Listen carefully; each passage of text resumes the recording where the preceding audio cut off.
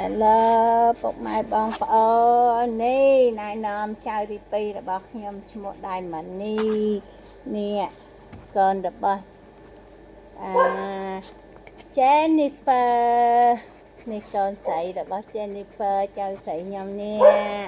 ណែនាំចៅមួយទៀតឈ្មោះ Diamond មកជំរាបសួរពុកមីងបងប្អូនមើលកូនខ្ញុំស្អាតទេ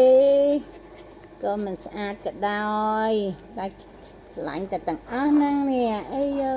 ចៅមិនស្អាតក៏ដោយឆ្លាញ់ទាំងអស់ពុកម៉ែបងប្អូនមើលមុខចៅមើលចៅឈ្មោះដែរមិននេះក្របពេជ្រមួយនេះ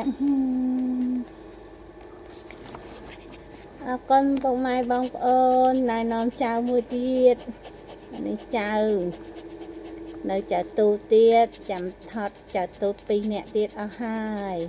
អរគុណពុកម៉ែបងប្អូន